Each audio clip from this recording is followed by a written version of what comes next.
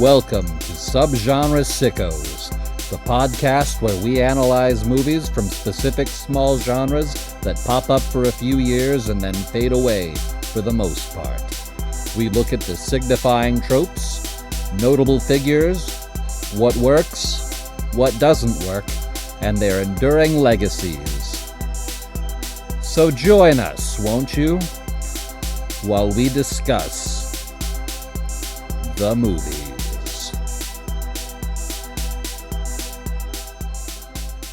Creeps, ghouls, sickos, welcome to Subgenre Sickos, the only podcast in the world talking about movies. I am one of your hosts, Greg Orm, and with me, as always, is... I'm the other host, Steve Skinner, and we're not with each other figuratively or digitally. We are with each other physically? Yeah. Emotionally? Yeah. It's different. Greg is here in Portland with me, and we are doing our first in-person record, so if it sounds different, that's why. Yeah. Lots of learning here. They learned that I'm not that tall, and I learned that there's rain in other parts of the world. So we get a few inches of rain here a year, and your online profile said you were 6'8". Yeah. So I was very confused when I picked you up from the airport. Yeah. Well, in my heart, I am 6'8". I see. You told me this was a desert, though, so like. Oh. That's my mistake. Yeah. So we're here. We're having a good time, but you're not here to hear about a good time. You're here to hear about the Lynn Shelton movie, Your Sister's Sister, from 2011, starring Emily Blunt, Rosemary DeWitt, and Mark Duplass. It's almost an extension of Mumblecore going Hollywood, but I guess at the time, Emily Blunt and Rosemary DeWitt, probably not the biggest Hollywood names, probably more indie people, but used well in this movie. And we have a very special guest, someone near and dear to my heart. It's my wife, Rachel Skinner. Hello, Rachel. Hello. I just want to make it clear to the listeners, we may have lied to each other because we're toxic people to each other, but we would never lie to you. We only speak the truth on the podcast. Yeah. Off mic, though. It's Lie City. Non-stop. But, Rachel, welcome. We're so happy to have you. And, I remember early on being together, we watched this movie, and we both liked it. What movie again? Your Sister's Sister. Sister? Your Sister's Sister. Oh. Yeah, and I'm Smart Guy, and you're a different sitcom. Oh, I was going to be the Sisters Brothers. Okay. Your brother's brother? The Sisters Brothers. Anyways, title's a little confusing. Yeah. I think I watched the wrong movie. Yeah. So this is going to be an adventure. Yes. Yeah, we're pivoting to a recap podcast of the Tia and Tamara show, Sister. Yeah. Mostly because we love that they're MAGA now. We think that's good. I think one of them is. I think one of them was MAGA and then got on Threads for a day, and everybody on Threads was just like, "Get out of here!" And I don't think I've heard anything about it since. Threads is actually a really good place to engage in the marketplace of ideas. I mean, they're probably just sad that, their careers didn't really take off a lot after Sister. They were competing with Mary-Kate and Ashley. Yeah, whose careers did not do anything really either, but I think that was by choice. One of them just wanted to have bowls of cigarettes around at her wedding, and the other one, I didn't really keep up with them. Yeah. Is the cigarette one the guy did she marry the old French dude? Yeah. I mean, that makes sense with the cigarettes. Yeah. If I ever get married, there's going to be bowls of cigarettes at every table, too. Instead of bouquets. Yeah. Yeah. Yeah, you're going to catch the parliaments. Yes, the corsages and the boutonnieres will all be made out of cigarettes. It's going to be really nice. A tobacco bouquet. Mm-hmm. You'll have to do an outdoor wedding. Nope. because of all the restrictions nowadays. Smoking indoors. It's going to be in a church. It's going to be in a Jehovah's Witness Kingdom Hall. There'll be a ritual of lighting all the cigarettes. Yeah. I love it. That's how we become the elect, the 144,000. Smoke them up, Johnny. Yeah. I'm just trying to meet Prince a little bit sooner. Don't we all want to meet him a little sooner? Yeah. It's true. I remember the day he died. I was actually living in Ashland, Oregon, going to massage school down there. And there was a double, triple rainbow going on in the sky the day he passed away. And I was That like, was him this ascending. is, exactly. Yeah. It's like, this is the way he's going out. It's beautiful. I was at work in Brooklyn, and I got really sad because I was looking at my phone instead of doing my job. Fair. And I saw that and asked if I could go home early. And I didn't want to tell them why, so they said no. Because I thought they would think it was a dumb reason to go home early, even though I was very sad. So I worked the whole day. Being sad. Yeah. Were the customers also sad? Everyone Oh. should have been sad, right? At this point, I was up in the admin office. I had graduated to Whoa, I didn't using, know this. Yeah. And I was the only person that gave a shit. It was like me and an older lady from the Czech Republic that I don't think knew who he was. She just thought a prince had died Yeah, and thought she that was was. very sad. No, we're not a monarchy anymore. You can cheer up. Cheer up. Cheer up. We're going to have 8 more years of Obama. Nothing will be bad ever again. Yeah. Yeah. I remember seeing a post that's like, well, like, there are no more virgins in heaven, Yeah. so you jihadists just settle down. Yeah. Well, we are here to talk about Prince, but more importantly, we are here to talk about your sister's sister, which it feels like it could just say your sister, but I'm not the title person for this movie, so That's No. Lynn Shelton, who's, again, also sadly passed, so We can't ask him. can't ask her. No, I know. We can't ask her. but she can ask Prince, She can. because Yeah. I bet they went to the same place. Yeah, they're both hanging out. Pronouns Hell. are complicated these days, okay? Hell, because true. liberal Hollywood. Yeah. Yeah. Make movies about sucking and fucking and music about sucking and fucking. You're going to hell. Yeah. Yeah. So, this is probably a good time to mention that we've pivoted to religion. We have embraced the Lord Jesus in the past 2 days since I got here.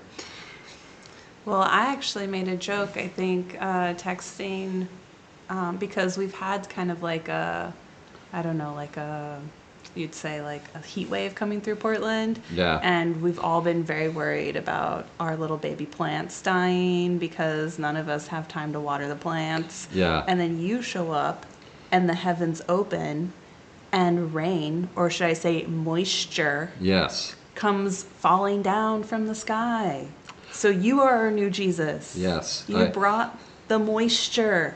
I am the divine, and that is why I'm wearing my raincoat inside right now. It's not a laziness thing where I forgot to take it off. It is because I am such a divine presence, we don't know that the rain won't migrate inside. Just gotta play it safe. We're all in our raincoats, Yes. umbrellas. Yes. And wellies. We got the wellies, because, I don't even know what that is. A So- welly. Aren't they the rain boots? Yeah. Aren't they rain boots in Oh, the I UK? don't know. in the UK they I call them learned it wellies. from my garden rescue show. Oh, yeah. Yeah. I I learned- fall I asleep love- when they talk about that. From the television program Taskmaster, which I've been trying to get you to watch for 5 years, because I think you'll really like it. We've watched some, but I don't know why we don't keep watching. Didn't our friend Josh also try to get us to Yeah, watch Josh that? is into So many Taskmaster. people. So you'll have something to bond over. Yeah. And he's also very into Dropout, so more So- things for you to bond over. So we're gonna gang up on you tonight at Lost Highway and make you. This is an intervention, actually. We're gonna make you watch Taskmaster, all 21 series. You think this is a burlesque show Yeah. inspired by David Lynch, but Yeah, it's David not. Lynch, my favorite guy. We like him. Yeah, But yeah, your sister's sister. Your sister's sister. I think, yeah, a movie I remember when we watched back in the day, liking at the time. and rewatching, liked it again. I don't know. I feel like the movie's just kind of like, I find it like very cozy. It's like a nice warm kind of hot cup of cocoa. I feel like I saw this in theaters and then I didn't watch it again until this week, and I was surprised at how much I remembered, but also how little I remembered. Yeah. Like right off the bat, surprise! Here's Mike Birbiglia. Mike Bahuski? Yeah. Mike Briggleby. The one and only. Two Drink Mike. Joe Bag's brother. Yeah. The star of Don't Think Twice, a movie I liked, but the rest of the Brooklyn comedy scene in 2016 seemingly did not. No. Yeah. Was he hosting that party, do you think? Who was hosting that memorial party for his brother? Was Mike Birbiglia's character hosting that? Like, what was going on? It starts out with immediate conflict and confrontation. Because it seemed like maybe he had just died because they're all eulogizing him, but then they're like, yeah, he died a year ago. Yeah, the year anniversary. In this scene, I really sympathize with Jack's character. Yeah. Because I'm also the same when it comes to when people pass, like being honest about who they were is important. I liked his honest eulogy, and I think the Mark Duplass who plays Jack is very charming, even when he's being a little bit of a dick and telling people to fuck themselves during his eulogy for his brother, where he talks about how his brother learned empathy by watching The Nerds in the movie Revenge of the Nerds, which, if you're not familiar with that movie, the nerds do rape by dressing as Darth Vader. So, that's the only. I think that's the only scene I've seen in that movie. So I have seen the movie, and if you took that scene out, it's very funny. But if you keep that scene in, it's very funny with a moment of pure abject terror. Jeez. Because Birbiglia's doing his his nice, warm, fuzzy eulogy. And it's like, oh yeah, Tom. That's Duplass's past brother who's passed. He's like, he saw Hotel Rwanda, and then he went to the food kitchen the next day. Yeah. Well, he only did that because he saw Revenge of the Nerds and learned that bullying is wrong. And he wants to get laid, so he will get laid if he volunteers. That's why he brought his Darth Vader mask to the food kitchen. Terrifying. Strange move. It's the eulogy is essentially just like, you didn't know him, you thought you knew him because you hung out with him for a few years. I've known him my whole life. Like, fuck you. And it's just like Jack is feeling a lot of feels and just processing it in a very different way than a friend group. I think including a fuck you is a really important part of all eulogies. When I die, I hope that somebody tells someone in the audience to fuck themselves during the eulogy. In fact, you can go ahead and write that down right now. That is my dying wish. Whoever's eulogizing me, please pick out just anyone in the audience and tell them to go fuck themselves and be real mean about it. You want to have a fun funeral, but exactly. Emily Blunt is his friend and I guess ex-partner of his brother. Her character's named Iris. Yeah. Like the flower. Because she's a British flower. Yeah. Which I don't know if this is the first thing I really saw Emily Blunt in. I know because I saw Devil Wears Prada like a lot later. Yeah, I didn't see that till 5 years ago, and I was very pleasantly surprised. Just really, if the devil is not wearing Prada again in this one, I'm going to be mad. Well, I won't give you any spoilers. Okay, thank you. I would rather find out for myself. Yes. The devil prefers Chanel. That's all I'm going to say. Well, I do. Steve, Wasn't Coco Chanel a Nazi sympathizer? Because then that would make sense. I'm going to look this up. You guys talk about other parts of the eulogy. Well, I didn't write that good of notes on it, just about Hotel Rwanda. Well, I think that scene, it's like the opening scene, right, in the movie? Yeah. And you see the connection between Iris and Jack immediately, and you find out that Iris was his dead brother's ex-girlfriend. Yeah. And so immediately there's kind of like this family kind of bond or dynamic. Mm-hmm. Like like kind of like sister-in-law dynamic a little bit, or that's kind of the idea you get. I'm like, oh, okay, well, she knew his brother in an intimate way, in a real intimate way. And she knows him very well. Yeah. And also just I got clarification, and I need to go burn all of my clothes because, yeah, she was very anti-Semitic, Coco Chanel, and worked with... There's a section in her Wikipedia called Activity as Nazi Agent. So I didn't read beyond that, but there's 3 paragraphs and then another section called Protection from Prosecution. So Wow. something to keep in mind, I guess, next time you go to the fancy clothes store. Fair enough. But yeah, like Iris, I think obviously senses that Jack is feeling his feels, being that blunt, and kind of is nice enough to kind of take him aside, like check in with him, and basically just be like, hey man, like my dad has his house on the island, like it's completely remote, like maybe just like go there and like chill out for a few days because this is immediately you see Iris and you're like, wow, she's a really awesome person. Like, oh my God, like what a great friend, like she cares about this guy mourning. Yeah, she's really pretty and really nice and just knows how to talk to him right after he's told a guy to fuck off in front of an entire party. She kind of helps him like cool down a little bit. Yeah. So things don't get heated again.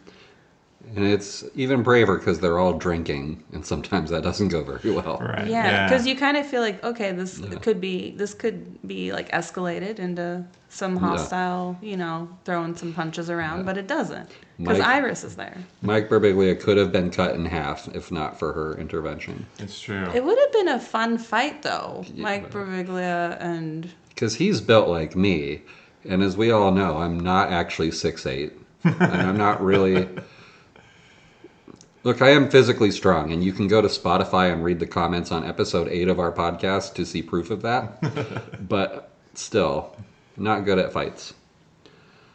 But yes. It would be entertaining to see those two go. Well, it's like it would be really funny. In Bridget Jones, the Hugh Grant, Colin Firth fight. Yes, it would be kind of like that. Yeah. That's how every fight I would be in looks like. Some betas facing off and not knowing how to actually hurt or fight each other. Right then, cheerio. I don't remember what they say in that fight, but I do remember thinking it was funny. I think it's... And the second one, and they're playing, I believe, in a thing called Love by the Darkness over their fight. So it's maybe the best scene in movie history. Yeah, Steve knows this scene well because I watch this movie every year. Yeah. We have our cozy movies. This is Bridget Jones, another cozy, horny movie. I don't know. Yeah, I've only seen the first 2, but they were pretty good. Yeah. I was not sad watching them. Yeah. But it is also funny in hindsight because at the time it's like, look how fat and disgusting she is. And it's like, she is just... She is pretty skinny. Like, she is very normal. Yeah. I am not, like, fat, but I am fatter than Bridget Jones. So...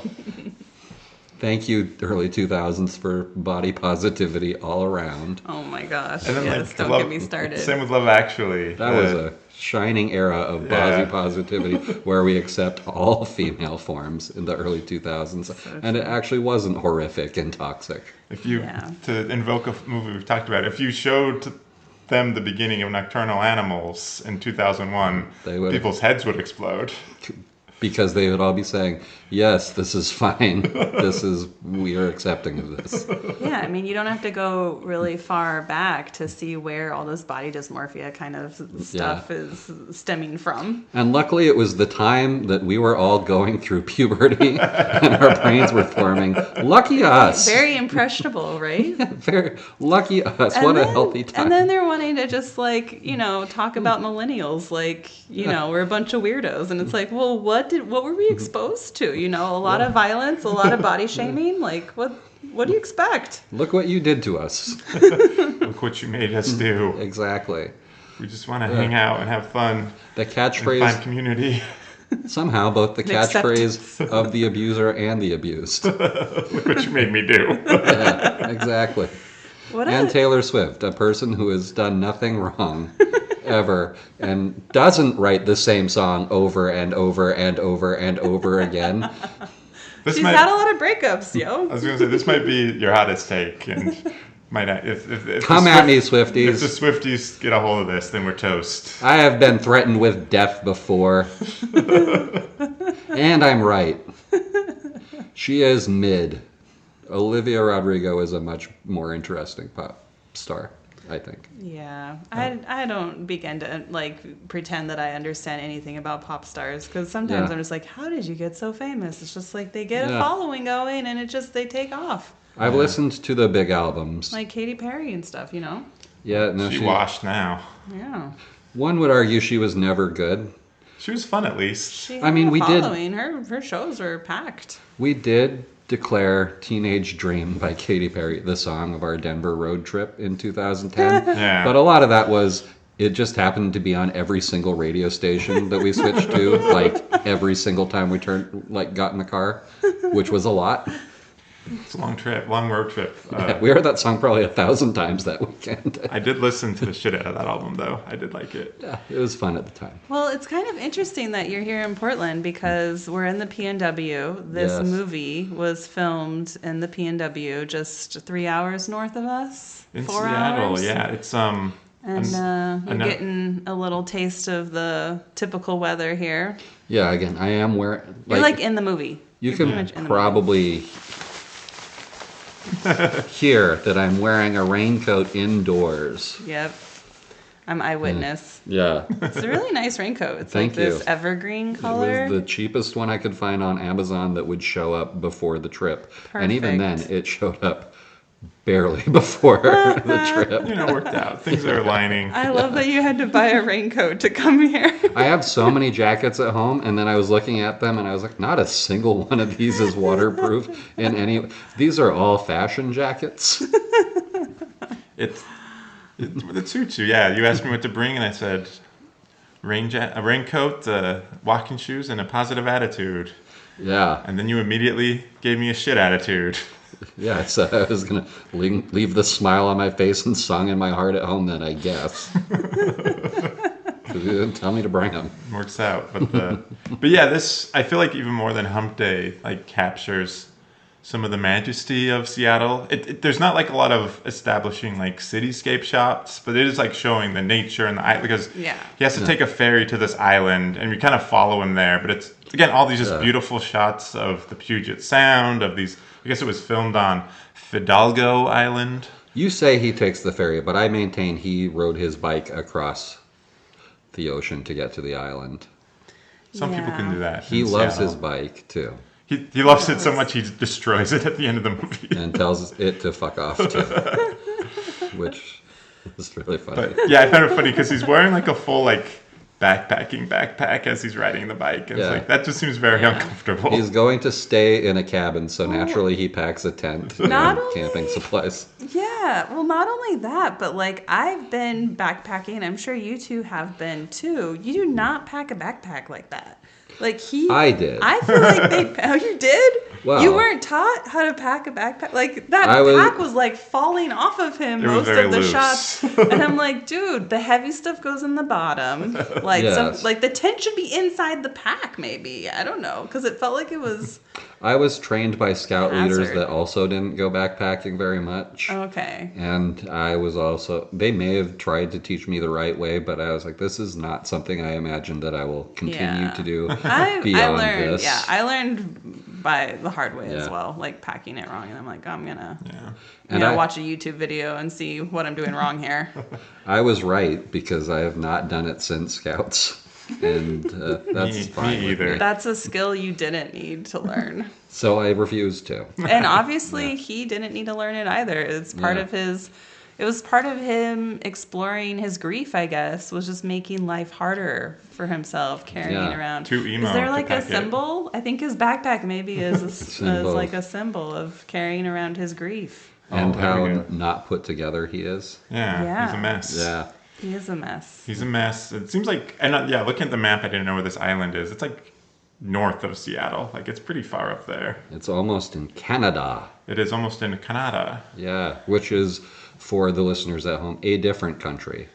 And you know that because they have ketchup-flavored potato chips, and we don't have that here. Yeah, and they also have money called loonies and toonies because... And that's fun. Yeah, but also, like, not a real country. America's going to take it. It is the 51st state, Greg. Don't forget. Just kidding. We have a Canadian friend of the show. We're not coming for you. But Oregon and Washington may try to secede and join Canada at some point, so we'll see. We're coming for you, but as refugees. Yes, exactly. We'll join you. It's cool. Yeah. But yeah, he gets there at night. It's like a whole day journey, and surprise, surprise. The no pants sister is at the island retreat. Sister. Yeah, she is now wearing pants, and he is seeing this through the window and going like... Trying to hide, but not doing a good job. And saying things But like, kind of like what the heck? And jeepers. Yes. So naturally, she grabs an oar and comes out aggressively to combat whatever evil is around the cabin. I mean, that's really brave. I don't know. I would have thought that it was going to be like a big animal or something. Yeah. I don't know if I would have gone out there. Could have been a cougar. Could have been something scary. I don't know what lives on that island. But instead it was a nerd in a bike helmet. So Instead it's Mark Duplass, the most harmless of mammals. Yeah. He'll give you some witty banter, but low threat level. Yeah. Yes. But yeah, this is maybe some funny facial expressions. He'll give you some good face. But yeah, this is Iris. It's his sister Hannah. Yeah. Who's played by Rosemary DeWitt, who I think the only thing I'd seen her in really before this was Rachel Getting Married. Which I assume is about you guys' wedding. It's been a long time since I've seen it. Well, I'm the lead singer for TV on the Radio, so it is kind of based on us. Yeah. And a lot of people are telling me I'm white Anne Hathaway, which I always think is strange because I thought she was white. Well, so you're the drug addict who killed our little brother. Yeah. Because you were too high to look after him. Spoilers for Rachel Getting Married. Yeah. Anyway, sorry for ruining your wedding. Well, I thought this scene was really good in this movie, though. Like, with Hannah and Jack meeting for the first time. Yeah. Like, there's some sort of, like, they're really good at, like, creating really complex scenes that have a lot of emotion and, like, handing that to the audience. You feel it. You feel like that, like, oh my God, what is she gonna do? Yeah. Is she gonna kill him? Like, what's gonna happen? On the poster, two dead brothers. Maybe he wanted to go see his brother. It would be a little bit of a curveball because the poster shows all three of them smiling, and we haven't seen that yet. But I guess he could be a Force ghost. You never know. Movies are strange. I mean, what is this genre again? Yeah. Subgenre, mumblecore. Yeah, anything goes. We've done some thrillers. We've done a musical. We've done a whole Mad Max thing. Yeah. It's why not a Star War? Yeah. Yeah. Why not? Your sister's sister is a Star War of mumblecore. Yeah. There's just this constant tension in this film that is like almost addicting. Like, that keeps it going. As we're gonna find, there's a lot of secrets. There are secrets, but so Hannah's there because she's going through like her own grief. She just like ended things with her like 7-year partner. And her sister doesn't know about it. Yeah. Like it's interesting how like I really relate to this movie in a way because I feel like my family dynamic is similar. Like all my brothers and sisters, including and myself, like we go through these major life events and we don't pick up the phone and we don't tell them that they're happening. We just don't. I don't know. My brother only knows because we live in the same house, and it would be really weird to not know. And vice versa. Yeah. Mm-hmm. And we're pretty close. It's just like we don't really talk about that. So what happens is Jack finds out before Iris about Hannah's breakup. Yeah. With her lesbian partner of 7 years. Yeah. Big deal. And Hannah is kind of your more stereotypical Seattler or PNW resident. She's got really cool slippers on. She says flaxseed like 3,000 times in this She's movie. like eating dehydrated bananas. She's vegan and gluten-free. If you have like your PNW stereotype. lesbian. Yeah, lesbian, probably drives a Subaru. If you have your bingo card, you're getting a lot of things up there. You're marking a lot of things off. We don't know if she drove a Subaru across the ocean. It doesn't show that. It's just No. if she's a lesbian in the Seattle area, she's gonna have a Subaru. It's an implied Subaru. In fact, I am wondering how she got there because there wasn't like they showed a shot of the cabin and you don't see they her car. don't see you don't see her car. It does look like he's going to this cabin and no one else is going to be there. She's always been at the cabin, Mr. Torrance. So she's the Force ghost, maybe. Yeah. Or she's the bartender from The Shining. She's just always been there. Yeah, we're unpacking the title. Your sister's sister. Yeah. Always this there. This is a movie about ghosts. The ghosts. And skeletons in the closet. It's ghosts of the past. It's secrets. It's skeletons. But have you ever been on a date and had your date say, "Wow, you sure like skeletons a whole lot"? Yeah, all the time. Well, I have. And I said, "Yeah, it hadn't occurred to me, but it sure seems that way, huh?" And I do. you know what's Skeletons cool? are cool. You know what's cool? Yeah, they are. Skeletons. Yes, they are. If I text you the word Skeletor, it autocorrects to all caps because I love Skeletor so much. And You've had mostly to skeleton. correct it so many times. To make it be all caps, then now it just does it for me. Amazing. You can never get a new phone. You need to do the ripple effect on it too, so you can visualize like Skeletor. Yeah, like with his arms in the. I'm doing it right now. This is not video.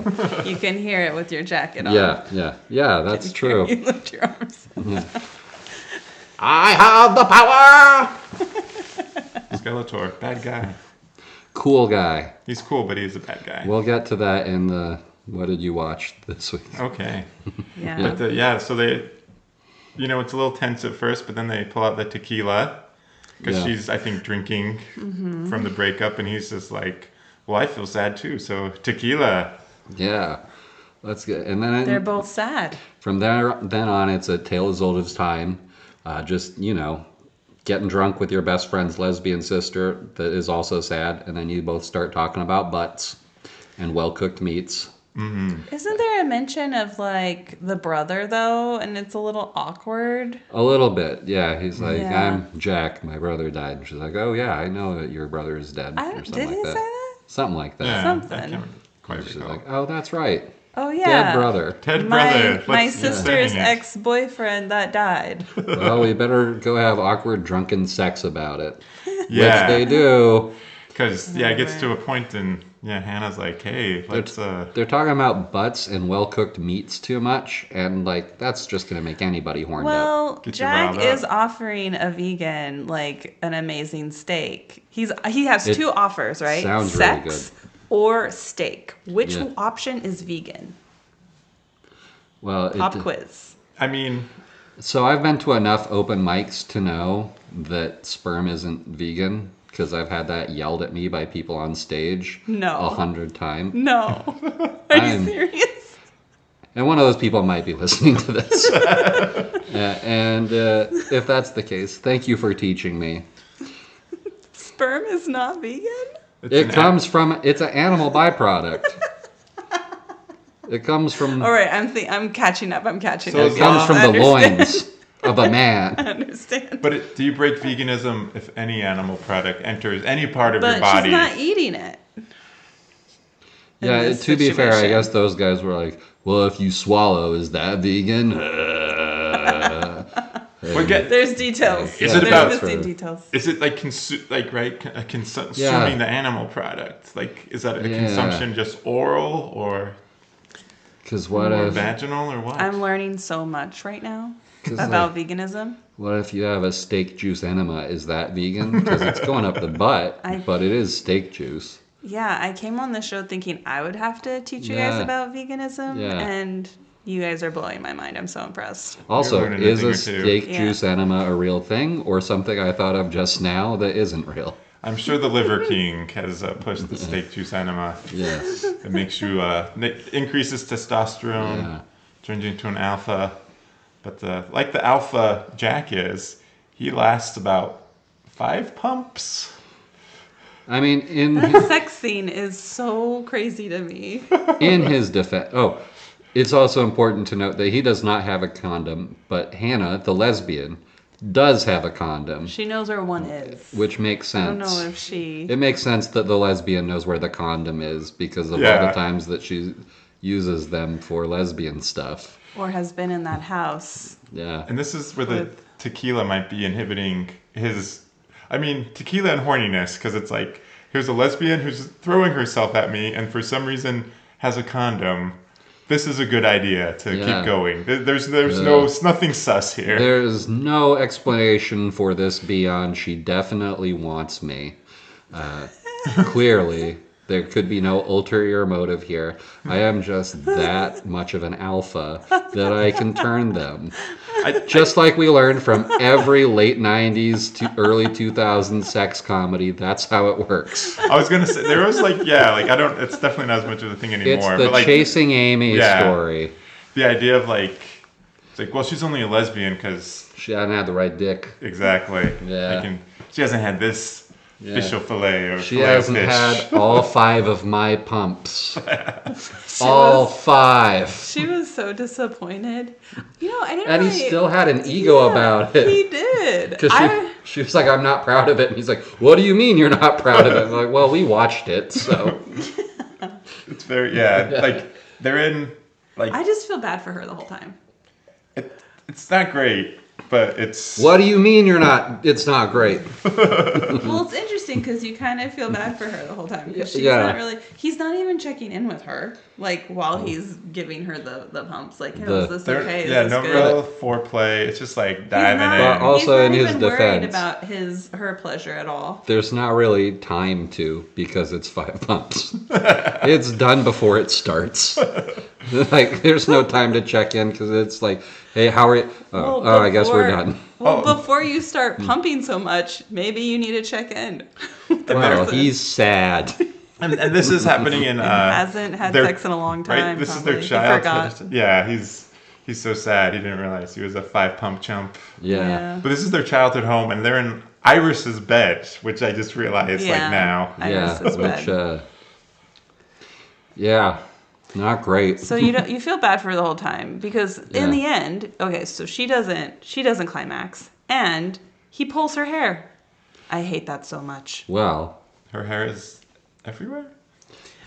Well, no, her head is on the pillow and he like puts his arm on the pillow and she's like, my hair. And then he's like, oh, you want to snuggle. And she's like, okay. She kind of begrudgingly. He's probably never had sex with a lesbian before. So he doesn't know all the rules. I just feel like he's just like fumbling his way through this. And it's really obviously, it's just bad. It's just really a lot of tequila, a lot of inexperience. Also, they are both. Very believable though. The acting is really good. Yeah, they are both very drunk too. So it's like believable. It's relatable. Yeah. Like all the sex was like under this quilt. Yeah. Like very unglamorous. Yeah. Unshowy. Unerotic. Yes. I don't know about unerotic. He did 5 whole pumps. Sex scene was very short. Because it was over before it began. Because everything after that point is what the movie's really about, I think. It is true. This is I guess the inciting incident or what have you, to use the literary terms. So after that, you actually find out. You find everything becomes more clear. Well, he falls asleep in the bed with her, and then they hear someone coming in the morning, and it's Iris has decided to pop in. Yeah. The sister. And check on her sad friend, and also doesn't know her sister is there. Here's a question for the group. Do you have siblings with different accents than you? No. Well, yes, I do actually. I was going to say Nate kind of has his own Me too. accent. Really? What's the accent variety in your family? Normal and Midwest. Interesting. Because my sister and brother grew up in Wisconsin. Oh, interesting. So they have a little bit of one. Yeah, so in my family... And I'm normal. Yeah, your accent is normal. Yes. I'm default. Default. I love that about accents. It's so funny. My Every American accent is I know. default. Yeah. Every American is just like it's my accent. My accent's the one. I have the normal accent. I have non-regional dialect, so Doubtful. As far as my linguistic studies are concerned. I talk like a weatherman, so. Yeah, there you go. We gotta study your vowels, you know. Predict this weather right now. It's raining. It's gonna be sunny. That's why I'm wearing a raincoat. It's gonna be sunny here any minute. The sun will break through. But yeah, because Emily Blunt just has her normal British accent. Yeah. Rosemary DeWitt just, her accent. And then I guess, later you find out that their dad is quite the cad. Maybe call him Cad instead of Dad, because he is. He's horny on an intercontinental level, and that's why they have different accents. Yeah, every 10 years he's finding a new woman to knock up. They explain the accent, Yeah. which was confusing. The first scene that they meet, right? Yeah. You're like, whoa, they're sisters? You don't expect them to be sisters. How can that be? How can it be? They have different accents. Turns out. But different moms, too. Yeah, that's illegal.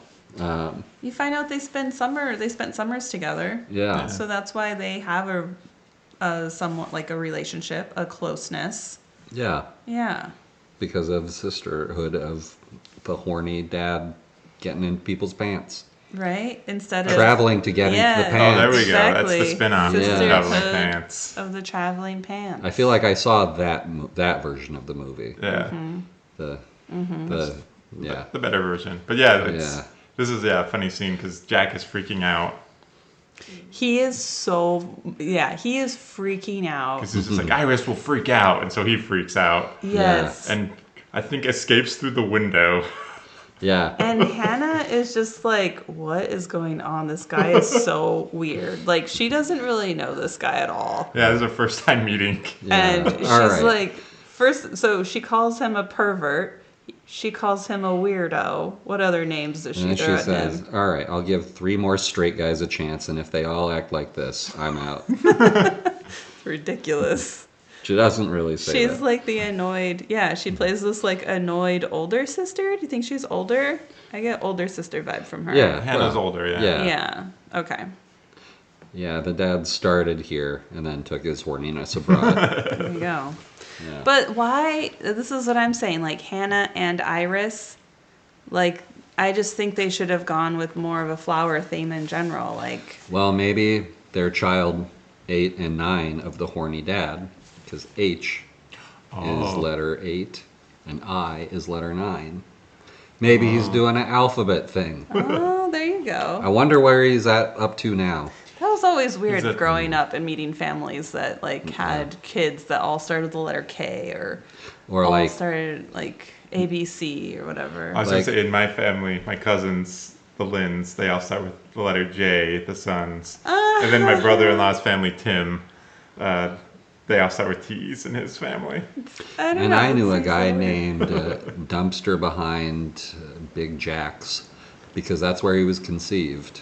Oh, lovely name. A dumpster? Yeah, Dumpster Behind Big Jacks, that was his first name. Oh, wow. Yeah, because it's where he was conceived, and I think it's good to have a thing like that. Totally, your origin. Yeah. Your origin is a part of you forever. We used to call him DBBJ.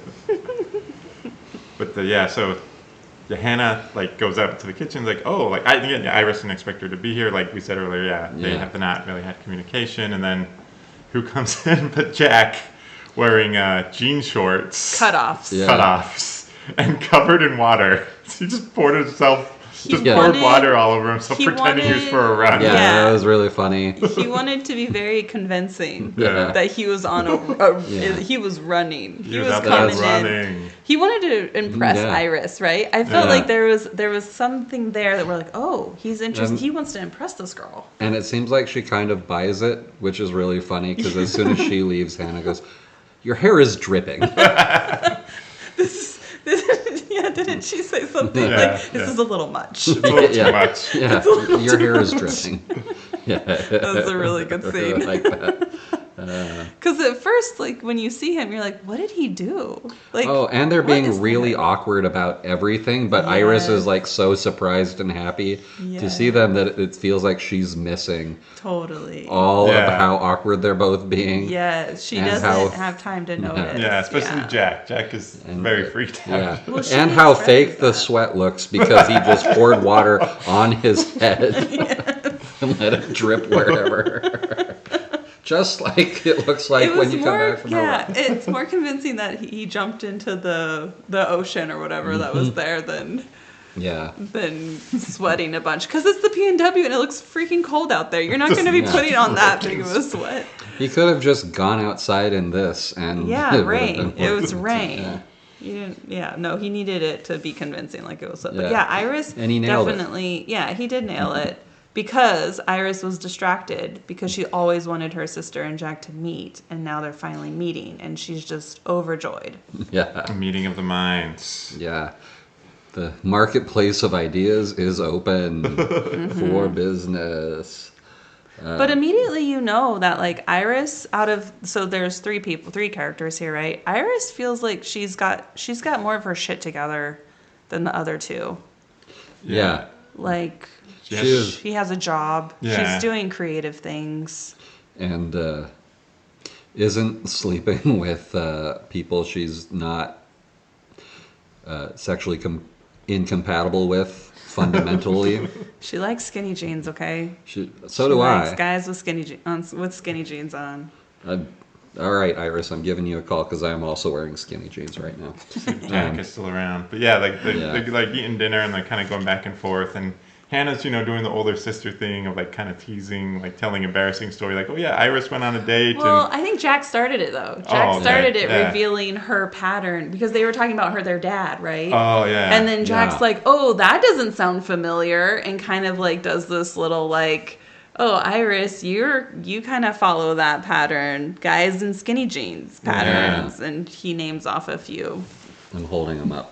There you go. we got him. Nice skinny Yeah. jeans. But then Hannah's like, oh yeah, and then you went on a date and you didn't trim your bush, and the guy was sad. Yeah. Yeah. Sorry, guys, I'm falling asleep here. I need to Yeah, turn on the and light. then she was talking about how it was all puffy in her underpants because of the bush. That's funny. Well, then, Yeah, I That's thought that funny. was a really cute story. Yeah. Like Well, then- she didn't know that she needed to trim her bush. Yeah, then Iris, Yeah, it's like- Or kinda, that you need to. I don't know. Maybe it's the dude. It was the Yeah. dude that made her feel bad true. about her bush. But it's like that's the natural thing. That's Yeah. she's just being Natural natural. order. have one, don't have one. It's your decision. Yeah, and I think that's the P&W vibe. At least that's what I pick up on. Like Yeah. I mean, people don't like to use razors Yeah, on you their got- face. You got all types. Yeah. Yeah, and their like legs aren't. Yeah, we've got all types. Well, it's time consuming. Preferences. It is. It's a lot of energy. And Yeah. the razor burn and Yeah. it's not fun. It's a lot Yeah. of faff, but You have to buy a second set of clippers if you cut your own hair. Mm-hmm. And it's a lot of work. So I'm team, she's allowed to have it. Yeah, and we're on Team a Bush. I'm team, it's up to you. on a darker note too, you shouldn't be having razors in the house for other reasons when you got two characters that are grieving. Yeah, Very sad. yeah.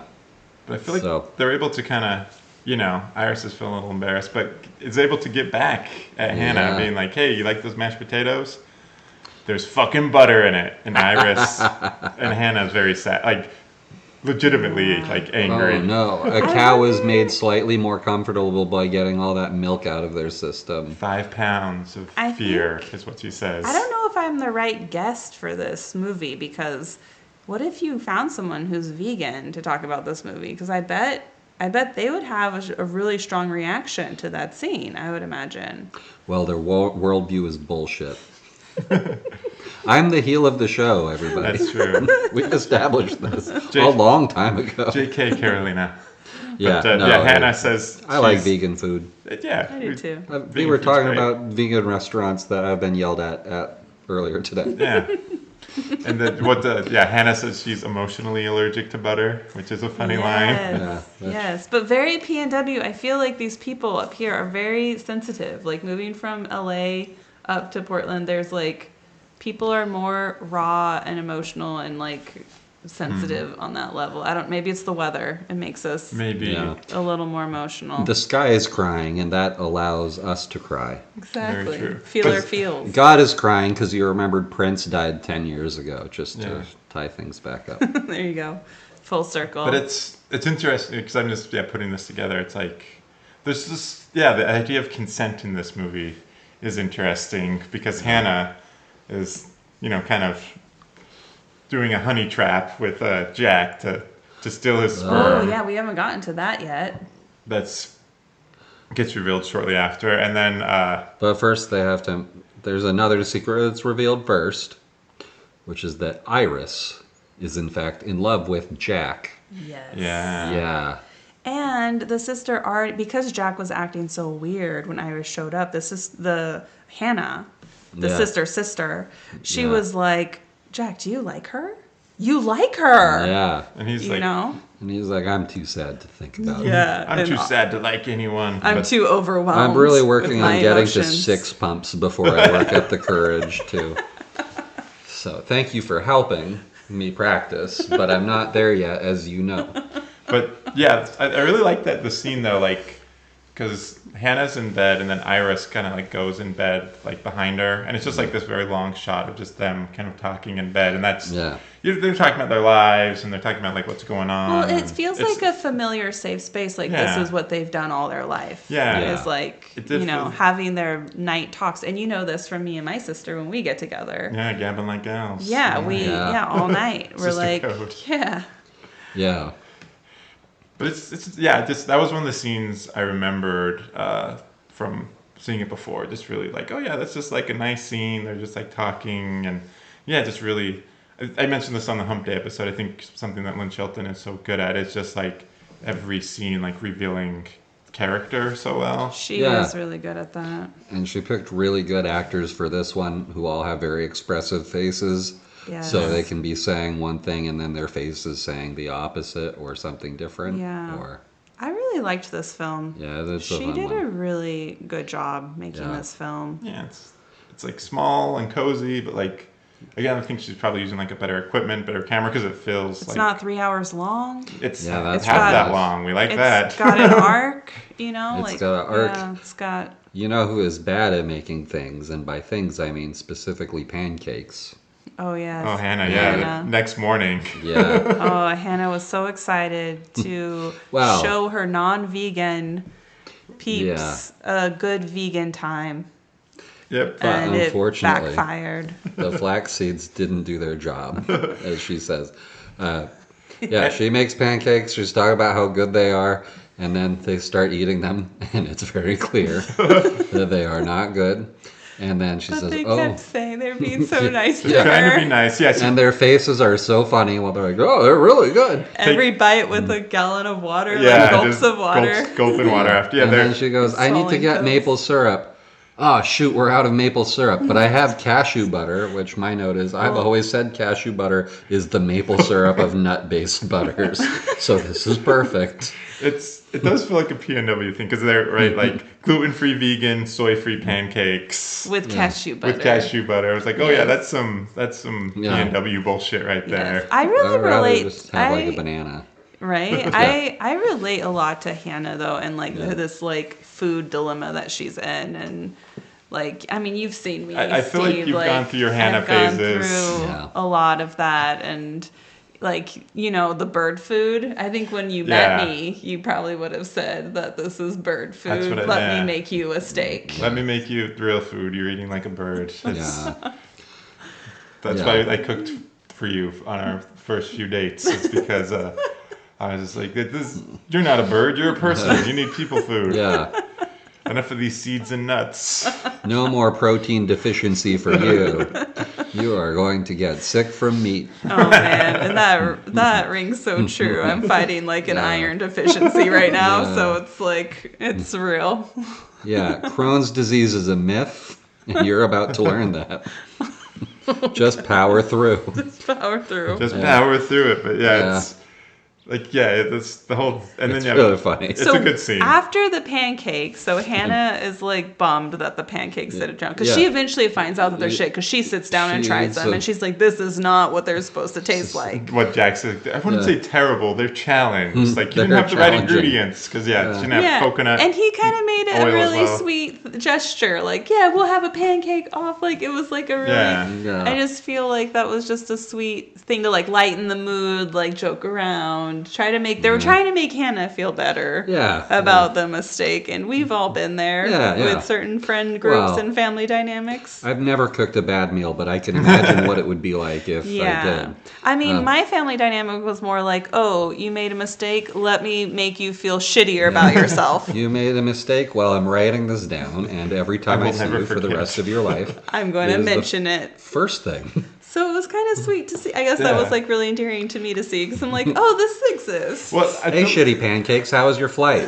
That's Yeah, exactly. That's my family right there. I feel like you nailed it. I feel like we've been in Hannah's position before because when we were first married, we were vegetarian. Yeah. Again, we've been vegan a little bit sometimes. I've been found out I had a gluten allergy, so I'm like gluten free. So many times, like you're making something for someone else, and you're just like, please Yeah. like this. Like I have to convince myself that this is at least as good as the real thing, but I know in my heart it isn't. But I just want it to be. We've gotten better. So- I think the quinoa salads have always worked. on Quinoa people. salads help, but Yeah, it's a people lot of love the times quinoa salad. people just I get. do like a good quinoa salad. And again, it's just good. like people confuse like gluten free, like so this is healthy, and it's Or like, well, no, even there's vegetarianism, sugar in it. like, Sugar yeah. is You know what allowed. else is gluten free?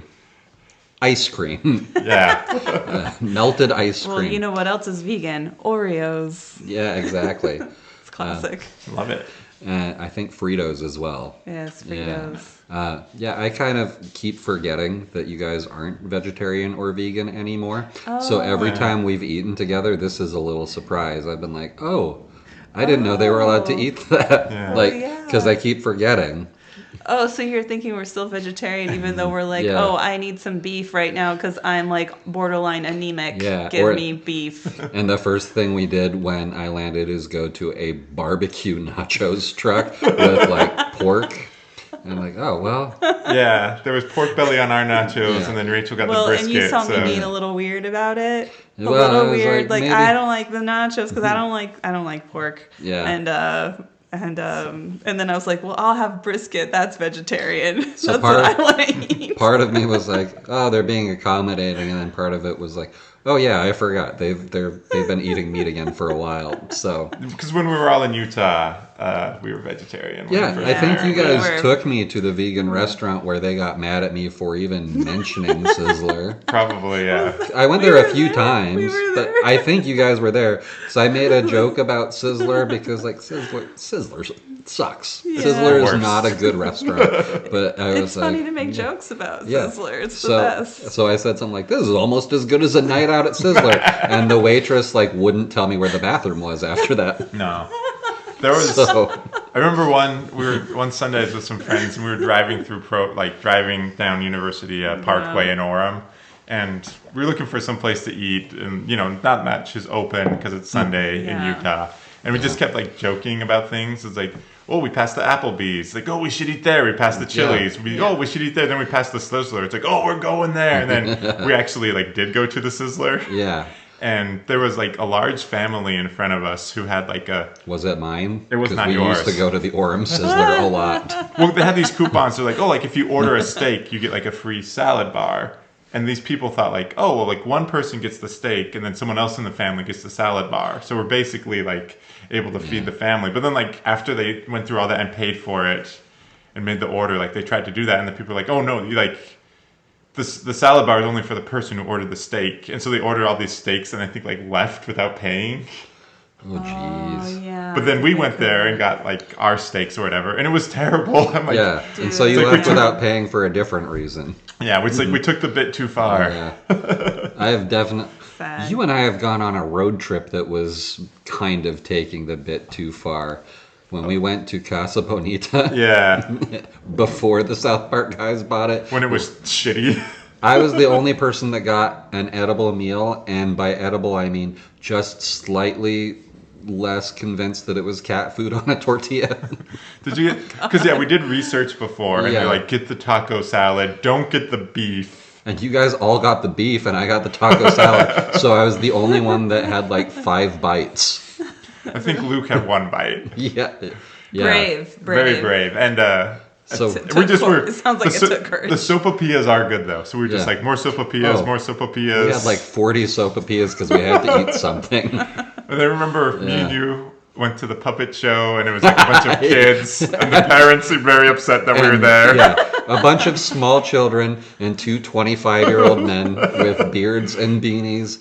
And the puppet show person also maybe seemed mad that we were there because their heart was not in the puppet show. Oh, It was man. lackluster. It was underwhelming How to say did they that. know that you weren't critics? You're gonna write Yeah. write an article about it We're from in the the Denver newspaper. Post. Yeah, like they didn't even do different voices for the different puppets or like any inflection. They're just like, I'm a puppet. Well, a so am I. puppet.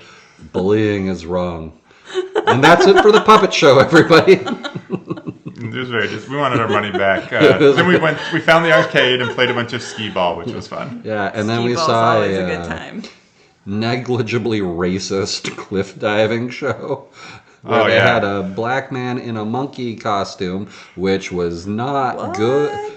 Yeah. I think the real reason is he was the best at diving because that Yeah. was the one that had to go over. Yeah. but it's still really bad optics, Yeah. like horrific. That looks real bad. Didn't feel great. Yeah, we saw that and just like in Nirvana, the band, the show, the movie, it's the same as when they say paging Dr. F slur in The Hangover and Matt Johnson is just like looking around. That's what all 4 of us were doing when that was revealed. Oh, God. Just- But I remember before See before we went Turn it off. yeah before we went into Casa Bonita, because it's in a strip mall. We went to like Yeah. a dollar store next door, and it seemed like a murder scene. It seemed like Crazy. it felt like a murder had just happened and it had been cleaned up, but the residual vibe of a murder happening was never going to leave that building. That spirit was trapped. Yeah, I mean, I imagine that people watching Your Sister's Sister, if you haven't visited the P&W, if you don't know Yeah. about how cabins in the woods Yeah. like cannot be a part of a horror show, maybe they were expecting a murder to happen Yeah. out there. Like maybe Iris was going to turn because she's like, Yeah. too nice. She's too Like, balanced. Yeah, Yeah. too balanced. Like there has to be something wrong with that character. Yeah. Just wait. Just wait. But they're overlooking that she is British. She is. So there is a flaw. Fair enough. Yeah. But yeah, after the breakfast, Hannah and Iris kind of go out, and Well, no. That's when they Yeah. when Iris. So they're all trying to make Hannah feel better, and one of the things that Iris said was like, "I'm so happy.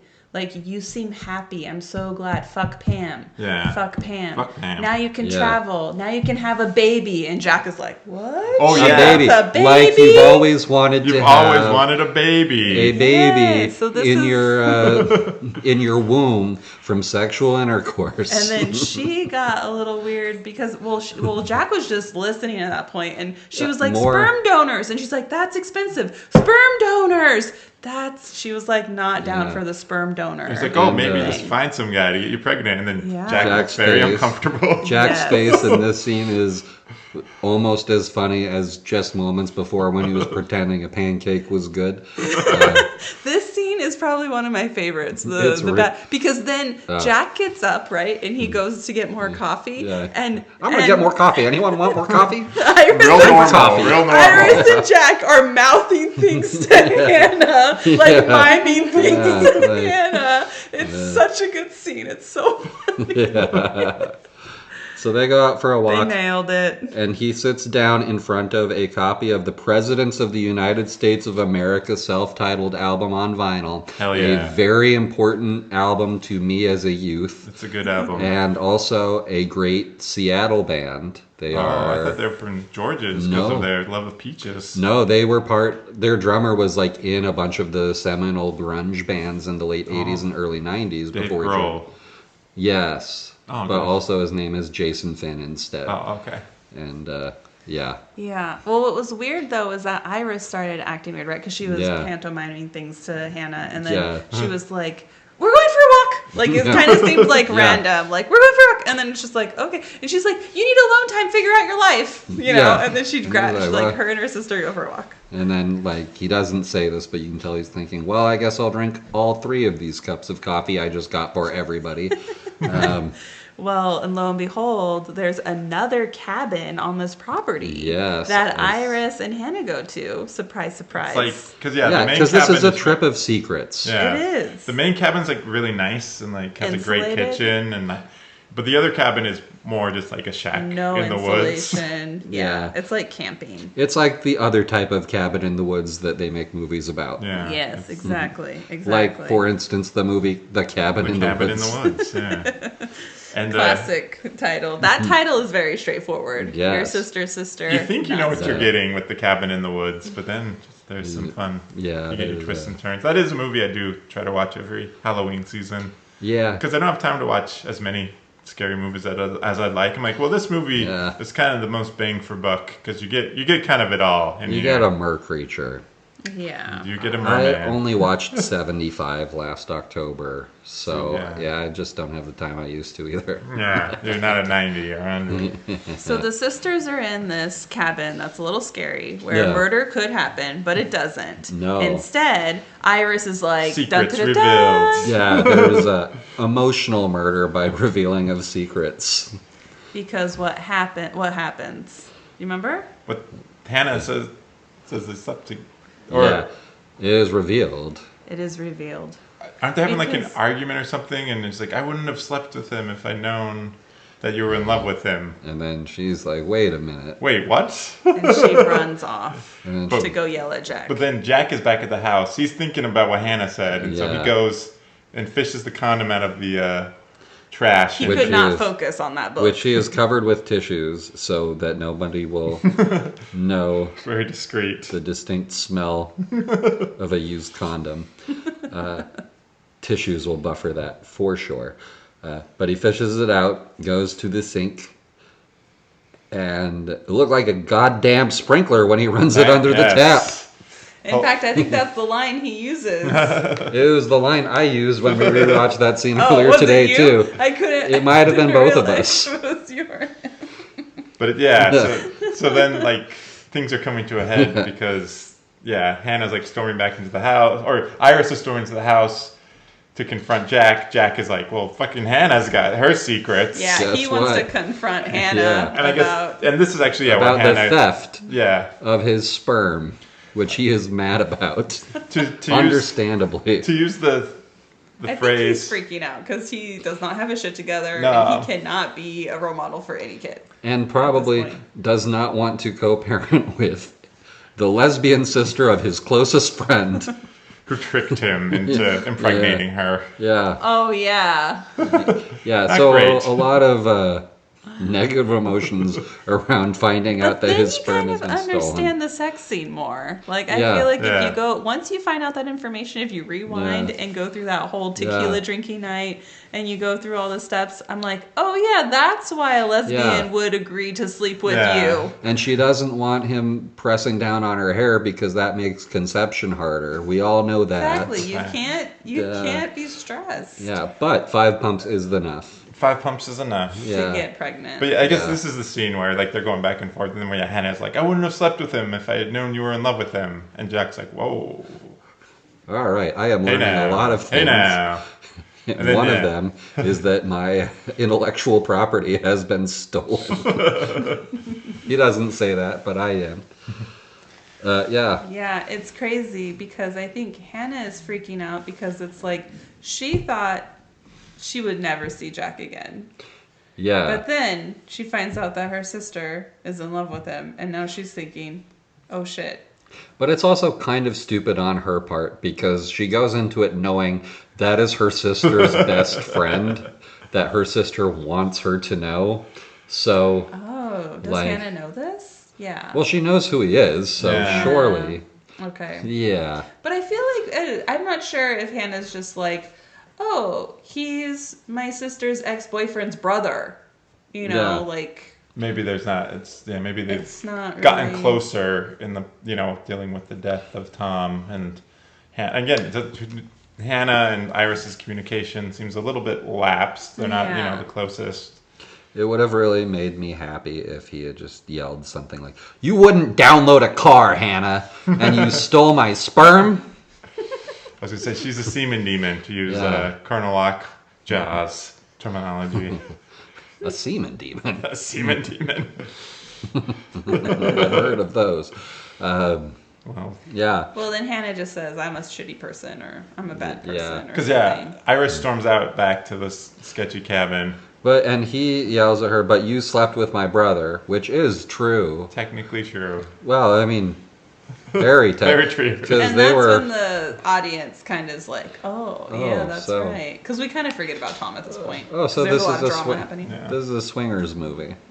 Cool. Hey, where's Jean Favreau? There's no upside down pineapple in this entire cabin, so I was thrown, but it does make sense. I thought Iris was gonna say, "But he's dead," Yeah. but she didn't. No. And then Jack eventually goes to the cabin, the sketchy cabin where Iris is, and he's like, "Hey, it's like I'm gonna leave." He's like, "But honestly, I slept with your sister because I couldn't sleep with you." Yeah. Which is a weird thing to say, and I don't know. Like, honestly, I don't. Part of me is like, Iris deserves better than this dude, Yeah. but Probably. But also, wants. emotion, yeah. To quote Woody Allen, To quote the Woodman, the Woodman. as Please don't. the guy that we're talking about being in the Epstein Files in our next episode, so lovingly referred to Woody Allen in the Epstein Files as, "Tell the Woodman I said hello."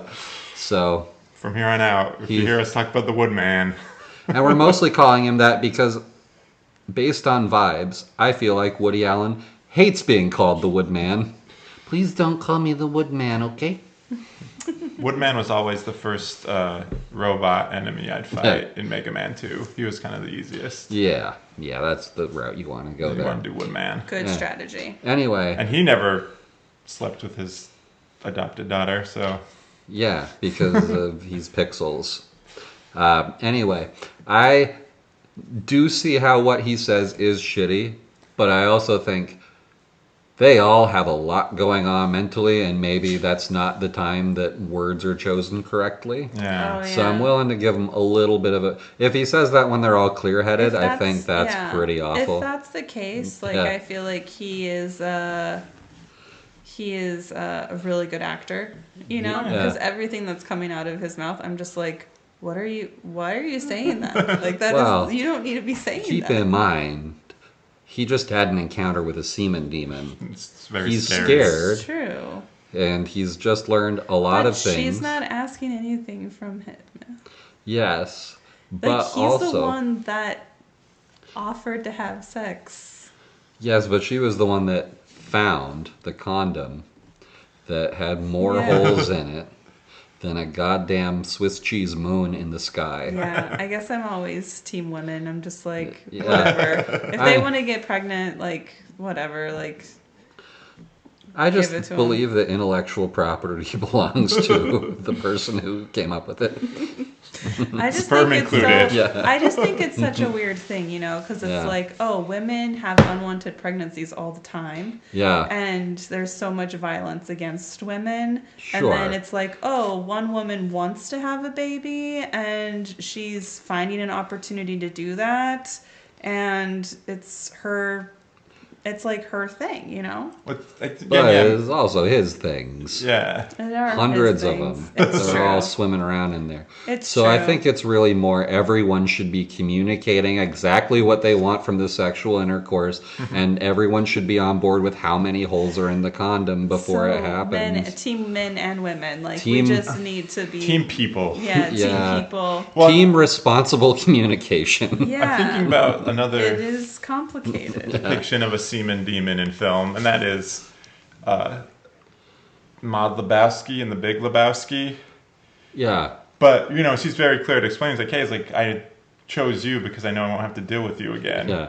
And so maybe that's going And I on in don't want Hannah's, to. like Rachel was saying, it's like, maybe it's like, oh, like, I'm not going to see this guy this much, even if she's even my sister, it's like his friend. Like I'm just gonna do my own thing, and he'll be none the wiser. But I guess the difference is Maud Lebowski lays it all out on the table, and he's aware of what the score is here. Maud and even pays for him to go get a checkup. yes, at with the her doctor. doctor, who's Yeah. very thorough. and Very thorough. He's very thorough. Yeah, and in this case, he finds out by running the condom through a cold tap and finding out it looked like a goddamn sprinkler, which is not the way you want to find that out. Yeah, little that's jarring. true. Yeah. It is jarring. Yeah. So again- Jack is grieving the loss of his brother and freaking out now. And grieving the gaining of a potential son or daughter. Right? Yeah. Right. So again, team responsible communication between all parties. There's lack of Exactly. communication going on Yeah. between all parties. And, Team let's avoid sitcom mishaps in our real lives. Yeah, I mean, this does kind of feel like Yeah. But it gets sitcom Jack's. premise. It does get Jack's character. It kind of wakes him up though, because Yeah. he's been kind of in a cloud of his own grief for over a year because his brother died, and then this happens, and it kind of jolts him back awake. Yeah. Like it jolts him out of his grief, and he's like, "Oh, Well, I could have like this woman. Oh, I love this.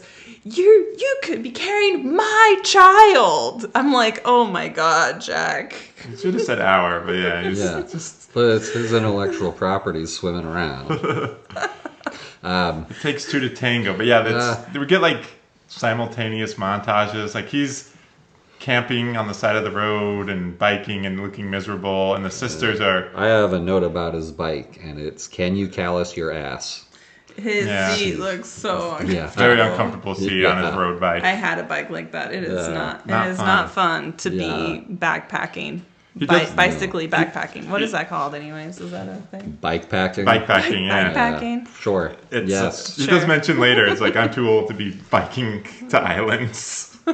Yeah, that's why I think he went over the ocean on the bike and not the ferry. He was on the ferry. But yeah, and then like there's a montage of like the sisters, and first it's like a little touch and go. He's on the I think green there's, ferry. He had a like- shitload of I think absinthe. he took the Rainbow Bridge, actually. So he He died. went around. It's like a ghost Candyland. movie. It's a ghost movie. Candyland meets Ghost Movie. Yeah. Meets ass callus. Ass callus. Meets Supple Ass in the beginning, right? We 'Cause went from he's- Supple Ass to Yeah. Because to calloused ass. he's Yeah. checking Hannah out through the window when he first gets there. Yeah, Yeah, and he's then a- tells her, he's like, I was checking out your butt. And because he's he like, was. well, now Hey. I'm going to steal your semen, you Nice. pervert. I Yeah. think he owed Yeah. her. Maybe I don't know. That's He the was payment for- objectifying her Well, and being a kind of a pervert. yes. He was being secret and like weird. Yes. And then she was secretive and weird. But in his defense, he was about to get attacked by a oar. That's true. Which, yes. Which he also deserved, because what are you doing? Why aren't Just you just creeping knocking around. on, like she's like, He why was- don't you knock on the door? Why don't you ring the doorbell? Well, he was looking for the key, like he said. Because he didn't think anyone I love was going to attacking be this there. character, and I love hearing you defend this character. It's Because great. he didn't think anyone was going to be there, especially not a no pants lady. No pants. I think he expected if anyone was there, they would be wearing pants. He hadn't seen the movie. I mean, he directed the movie Cyrus, so maybe he thought. Yeah. He should have thought about that, because he knew that sometimes you get up and there's someone without pants in the middle of the night holding a knife. Oh God! Which- yeah, that's right. That is true. I have forgotten to do while you've been here, Greg. But I also have been pretty good about not leaving the room at night. So you could be out there for a while and Yeah. just give up. Like, this isn't working out. I really thought he'd come down for a snack. I've been here for 3 hours holding this knife. We have plans tomorrow. Yeah. But again, Iris is a nice person, and they kind of make up, and she's like, hey, it's like, Yeah. I don't know what the deal with you is, but I am your sister, and I want to help you out, because the child's a big responsibility. I think what Yeah, because Jack leaves the scene, and then sister dynamic is full on. They're able to kind of, I think instead of for each other. thinking about what I'm saying is defending Jack, it's more of they both suck and Iris is the only one that seems to have any sort of semblance of her shit together. Yes. Yeah. So it's more of I'm attacking both of them. They're both going through stuff. Yeah. Well, and they're lucky to have Iris, I feel like. Yeah, because she's the only one that seems to have any sort of and emotional she has intelligence. some genuine, like this character, she like expresses such genuine love for her sister and for Jack, even though she's really hesitant to tell Jack because, about the brothers thing. Like she even admits that to her sister one night, right? In the sister pillow talk. Yeah. She's like, I don't know. It's Is it weird because I dated his dead brother? Is it weird? I mean, brother's dead. He doesn't care. Yeah, but she's at least communicating the question, and that's how we know that she's the good one. Yeah. Because she's better. She's the best communicator in the bunch. by a long shot. Yes. She's the only one that thinks about the consequences of the actions and not just the actions. Well, when she shows up, she has bags of food and stuff. She's bringing up for Jack. She's thinking about meals. She's thinking about very needs. Thoughtful. If I had to guess what's in Jack's backpack, I would guess not food. Probably like a Cliff Bar or something. Yeah. Cliff Bar too. He packs like me for a trip. Yeah. Cliff Bar. But then, I'll figure it out. Well, I guess one detail about Hannah is that they find some paintings that she did in her old room, and it's she stopped painting. But during this montage, after the sisters kind of get back together. As friends, you see them out, and she's painting again, and it's really nice. Yeah, it's like her sister's coming back to herself, because I think that's what Iris was trying to reflect at the breakfast table. Was it's so good to see you smiling again. Fuck Pam. Yeah. This relationship was really toxic. You lost yourself. I haven't seen this side of you in a long time. Yeah. It's so beautiful. It's so nice. And what a cool. I mean, Iris is so cool. I want to be her friend. Yeah. She has a really cool beanie as well. That adds to the coziness, her cool purple and gold beanie. Yeah. Again, she is by far the best, the best person of the three. Easily. Yeah. I'm missing an Iris in my life, I think. Yeah. We all could use an Iris. I think my dog is my Iris. I was going to say, Mia's pretty close. Mia is pretty not close, bad. Yeah. Her Iris duties. But then, Jack shows back up. And that's well, when first... He decides, my ass is calloused enough. Oh, yeah. Fuck you, bike, which he yells repeatedly. He loses his shit on his bike. Destroys the bike. Because the chain becomes loose, which is an easy fix. It's such an easy... That was my reaction. Yeah, it's the easiest. He's a little helpless. I'm not good at bikes, and I can fix that in 10 seconds. So both Portland and Seattle are big, we're bike friendly. So I feel I even was cringing when he was going ape shit on his bike. I was like, well, don't hurt the bike. That bike's cool. It's vintage. Again, I'm kind of defending him, but that bike attacked his ass. It deserved it. Yeah. Calloused it right up. Yeah, and so he was right to yell, fuck you, fuck you, fuck you. And I know he said it 3 times because of the subtitles. He bent the rim of all of the wheels were messed up.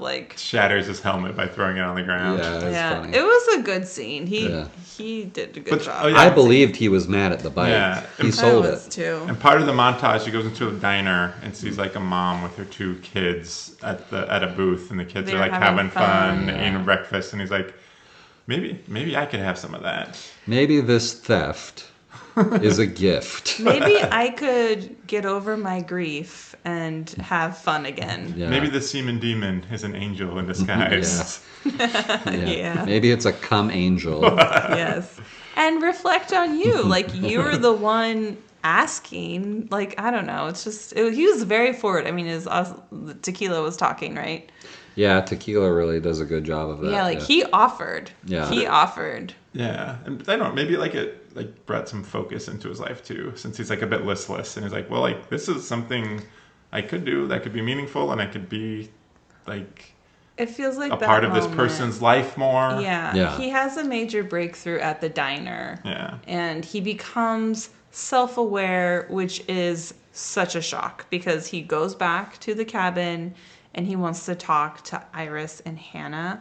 And the things he says, I'm just like, whoa, what? Besides calling it his baby and not our baby. Yeah, I hated that part. But, He's very good. He's basically like, I'm in as well. Yeah. Like, you need me. Like, I can be an uncle. Like, I can be dad, uncle situation. Like, whatever you need, I'll be there. And then they all embrace, and they're like, Well, he also says, I don't have a job. yeah, I don't have a job and I'm a mess. Yeah. Yeah, that's what I Anyway, liked. I really liked him let's- admitting, yeah. like, who, like... So I was Iris like, will be the breadwinner. self-awareness. Yeah. In our throuple, that is a little bit illegal because two of them are sisters, and I don't think you can do that in a throuple. Are they sisters? They have different accents. Yes, when Half the dad is sisters. horny enough that he Oh, goes yeah, same dad, same intercontinental, dad. that it's sometimes you have Same that. dad, yeah. That makes sense. Yeah. They're half They sisters. they spelled it out with the dad's proclivities. Are we ready to talk about the last scene of this movie? I think that's it. Yeah. So So we have a trope where everyone meets in the bathroom for a conversation. strangely enough, yeah. But this time they're waiting for the results of a pregnancy test. And is she pregnant? Who's to say? Because it cuts Hard cut to credits. hard cut to credit. The only person who really reacts is Iris. Iris, who kind of her jaw drops a little bit. So Yeah. it's important that they're like together and they're willing to move forward with it. I think Yeah. Well, they're you like never know because of the dishonesty going around, and Iris needs a turn of being like dishonest. I'm like, oh, is she like happy that she's not pregnant? Like, is she just going along with like, No. oh yeah, like being neutral about it, and then well, her dishonesty is more not telling Jack her feelings. Yeah. It's a withholding. yeah, of well, I know, information, but yeah. it could be the same thing. She's withholding her true feelings Maybe about so, her yeah. sister being pregnant with the dude that she's in love with. She's not as supportive as she says. Yeah, maybe. maybe. She Maybe. has different feelings about it that she's really revealing because it's like, who knows? She could not be pregnant. Like, it's kind of hard to get pregnant. What if the pregnancy test says that she's actually the one that's pregnant? We don't see It it. reads It's Iris true. somehow. It's true. We don't see it. What if he's the one that's pregnant? We don't see the result. It Do could we- be him. Does- Junior sequel. Yeah. Like, imagine the audience watching this movie. Are people hoping that she's pregnant or? Well, that's us. So Yeah, you do just you like hope she's pregnant? think about how you feel because you are the audience. Yeah. This is a choose your own adventure Yeah. ending. It's like if Yeah. you want her to be pregnant, she's pregnant. If not, she's not. Yeah. Yeah, I That don't know is a- how I feel about it. I guess that's why I'm like, Yeah. other audience members chime in. I think it's fun if she is, and then it becomes like a sitcom. You know, Yeah. a sick. If I could remember Yeah, words. it becomes a spin-off Premise, also called yeah. Your Sister's Sister, and it has a fun theme song, and there's an alien that live in the garage. You're just talking Alf now. Yeah. Yeah. King of sitcoms. It's true. Just the best. But Ha! I kill me! That's what he Which- says in the show. I'm trying to get Greg to rewatch Project Alf because I found more similarities between Project Alf and Disclosure Day. Yeah. Because Disclosure Day, spoiler alert, goes into depictions of alien torture, and that is how Project Alf starts. As there are many videos of Alf being experimented on and tortured, and And they keep calling Josh O'Connor Mr. Achmonic, well, which is... the unfortunate part Yeah. of Project Alf is the Achmonics, They're killed by the government in front of Alf to extract his secrets. The family is not in the movie. There's a reference how they get put in a witness protection somewhere. Because they hate dealing with the puppets so much. I mean, yeah, there was a famously. nightmare. It's like, we will not come back to film anything with that godforsaken puppet. Max Wright, who played the dad on Alf, when they finished the final scene, didn't even say goodbye to anybody. He just walked off set, grabbed his shit out of his dressing room, and left. And then later on, he's like, yeah, maybe I should have said goodbye to those people. I was sick, almost dying by falling into puppet holes.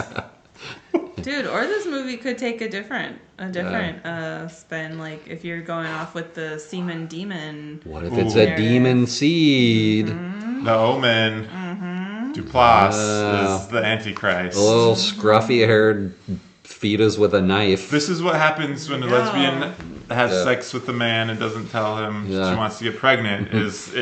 The Antichrist becomes conceived. I did notice Joel Osteen was the thanked equation. in the That's the special formula. thanks, and Jerry Falwell. So Really weird for Lynn Shelton. I was to like, put them in huh. there. It's weird that they're listed, but now that we're saying this, it makes sense. This is why only straight people can conceive, because otherwise you get a Damien. Which raises a lot of questions about Gregory Peck. Indeed. Oh, wait, no, because they get the baby from someone else in the Omen. Oh. Because Then he becomes president? Sam Neill? Yeah, they're like, well, you can adopt this baby, but he's the son of 1,000 jackals. Well, that sounds good to me. Let's put him in the car seat.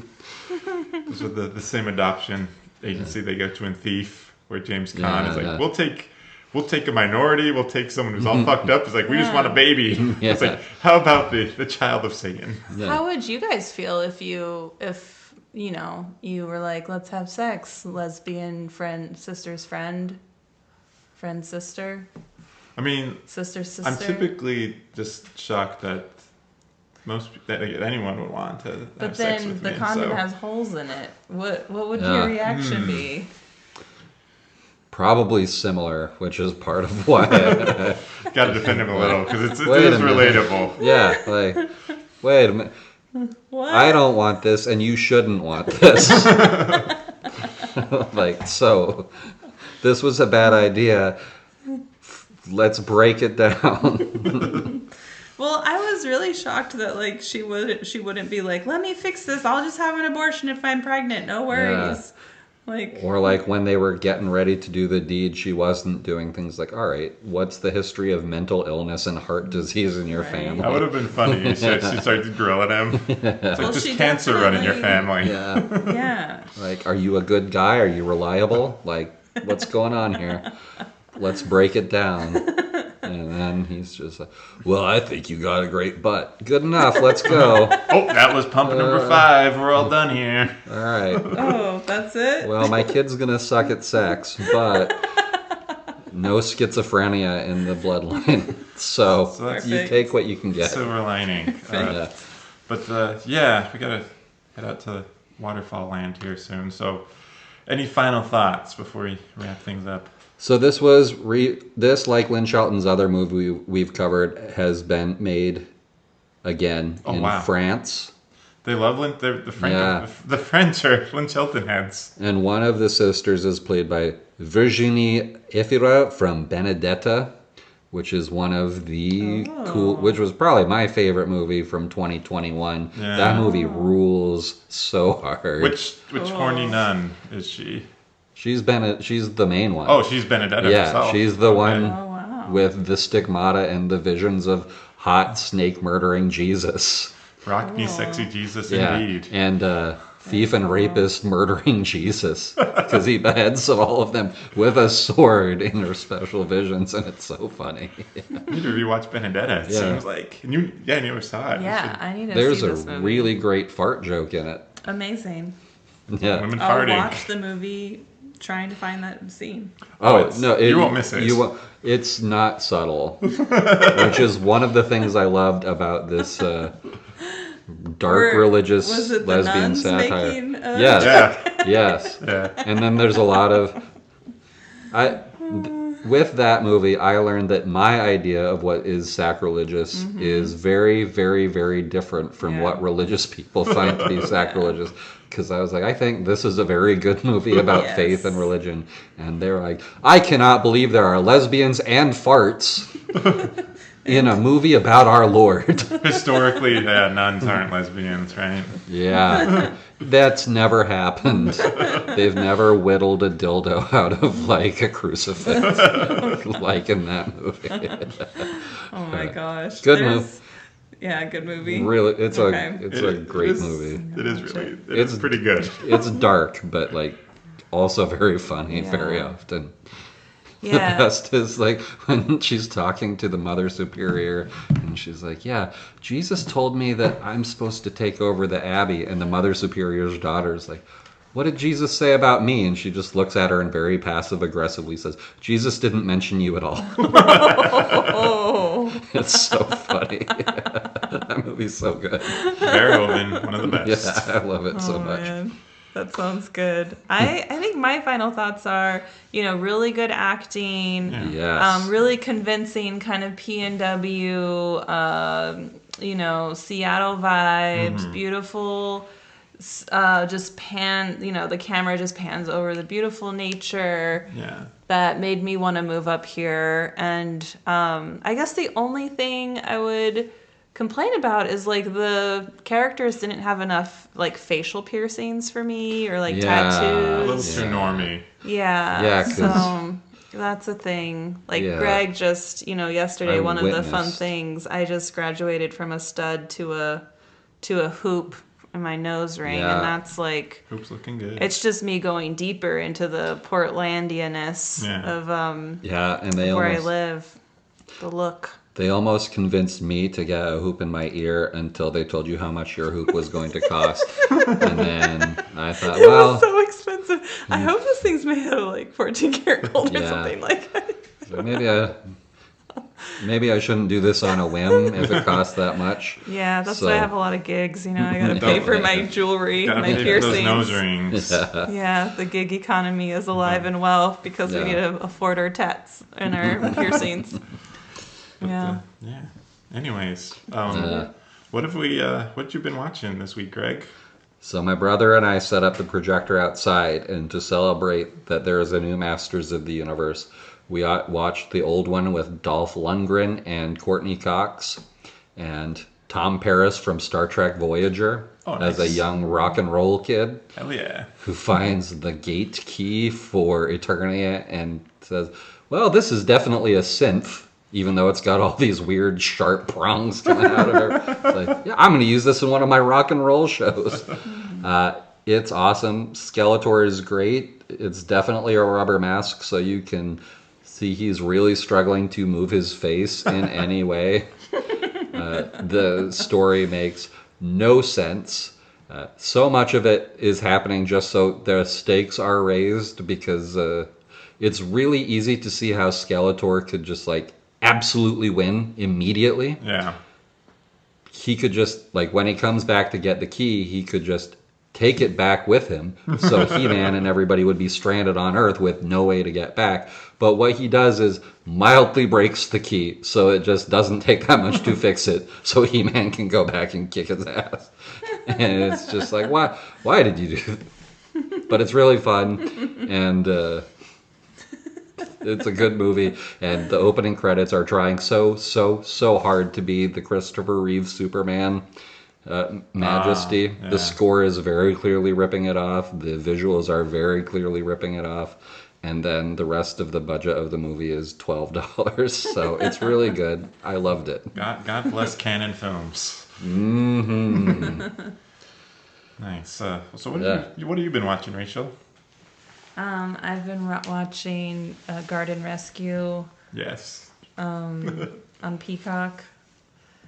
It's about these British landscape designers going in and helping the British people who know nothing about gardening help transform their backyards into beautiful hangout spots.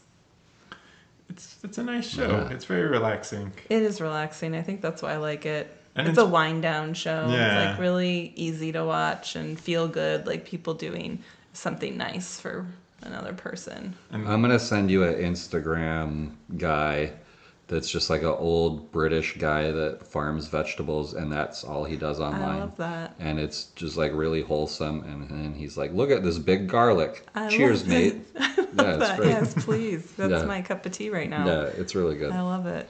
I followed him for like I'd appreciate that. a Thank decade you. now. Yeah, that's great. Nice. Yeah. Garden Rescue, fun time. Some inspiration too for our own yards. Yeah. We just want them to come fix our yard. Actually, Yeah. that's the problem. But John Taffer keeps showing up instead and says like, there isn't even a tap. Like what? We got to start with, you need a bar if we're going to fix the bar. So it's been very confusing. Yeah. We also watched Beethoven because we've been dog sitting our friend's dog, Who's huge who's a and Great jewelry. Pyrenees Mountain Dog. Yeah, made of slobber. So we're just like, We need something relatable. So, yeah. So we watch when you have a big dog like this, Beethoven just becomes a documentary. Yeah, it does. And I forgot like all the people who are in it. I didn't remember that Oliver Platt and like Stanley Tucci are like maybe gay lovers and like the bad guys kidnapping dogs. They're the henchmen. Yeah. For Dick Clark, who is the villain. Yeah. Or Dick Jones. Dick Jones. Yeah. He was just the most evil man alive. It's like He has wants to shoot a dog in the head. And he has all those syringes filled with unexplained colorful liquids. And as far as we can tell, his plan is to put the liquids inside Beethoven for unexplained reasons. I think they're testing products. They're doing animal testing, but By putting them inside Beethoven, and they're all different. It's very strange. it is weird. But all of those syringes at the end get like thrown. Spoilers. In him. Yeah, spoilers. For a 34-year-old movie that I saw in theaters and then 1,000 times after. Same. Yeah. Syringes go into him, and it's unclear what happens to him. Yeah, because the syringes don't get emptied, and it's just he just gets stabbed. Well, the next scene he's handcuffed and going into the cop car. Yeah, but we don't see him like turning green or whatever the hell. So that's Beethoven's second should have been him in the hospital, like with all these mutant freak things happening to him. He's becoming like, the Abominable from Marvel. Yeah, Marvel, X-Men, something. But we love Grodin here, so we just like seeing exasperated Grodin and just having a fun time. And if we get enough followers, Greg and I are going to start a Patreon called Grodin Guys, where we just talk about the works of Charles Grodin. Yeah, we're going to watch Beethoven 45 times. We're going to watch it at least once for every syringe. And it'll be like, this is the green episode. This is the magenta episode. This one we're only talking about David Duchovny and Patricia Heaton's characters who are in 2 scenes. Well, and then there's Beethoven 2. Beethoven's second. Beethoven 3. No, it's Beethoven's third. They did a whole thing because I don't know if you guys knew It this. goes to 4, but I don't think they do it as 4. No, they do it fourth. It's the 4th? Okay. Yeah, because I don't know if you guys knew this, but Beethoven the dog is named after a famous musician also named Beethoven. I know. And he had different movements. Oh, I didn't know this. Yes, I'm here to teach. Thank you for learning us. You're welcome for mansplaining Beethoven, the most famous musician of all. How to say the title of the series or the... So, let us... Words have meanings. Let us know if you'd pay to hear us talk about Charles Grodin. Yeah. Because if one person says yes, we're doing it. Yeah. I'll take the financial hit. I don't give a shit. I want to talk about all those syringes. So, well, Rachel, thank you for joining us. Yes, thank you for being welcome. So generous with your time and home. Yes, thanks for having me. It's been fun. I really enjoyed this film. So yeah, it's a good time at the movies. Yeah, it's really good. Yeah, didn't want you to watch a Swanberg. Wanted you to watch a good one. No, thanks. Yeah, because you said you don't like pork, so we wanted to find something that was hog-free. Yeah. Thanks, I appreciate that. You're welcome. Yes. Or do I? Well, you should have made that a little bit clearer to us before we picked. Anyway, so thanks again to you. Thanks again to Nicholas Don Smith for our beautiful artwork, which we have on stickers that we've been placing all around the Portland area. So if you're in Portland and you see one of our stickers, well, it came from us. We're the only ones that have them. Thanks to Lumbermouth for our theme music and editing, or for at least trying his best. Thanks to you and me for giving ourselves this opportunity. Lynn. And thank you especially to the audience for giving me weekly dopamine hits in the form of watching the numbers creep upwards. Thank you. Numbers go up, we feel happy. Yeah. And I put the razor down. Yes. And next week, we have a monumental episode. Yes. With the Sundance 3. That's right. We're back together, baby. The Sundance 3 are back. And we might get a little wild. You didn't think it could happen. Well, guess what, fuckers? It did. We're talking about a wild movie Yeah. We're talking mumblecore, going action, going post-apocalyptic. We're talking the 2011 film Bellflower, which is wild, and it's pretty great we've already recorded that one, so it's a nice discussion and some fun lore for. Plus, a great birthday gift idea for me is in it. Happy birthday! Thank you. It's still months away. In 3 months, remember this, everyone. Yeah. So tune in next week. 2 months from when this drops, Yes. roughly. So tune in next week for Bellflower. Take care of yourselves, sickos. Bye. We recorded that, right? Oh shit.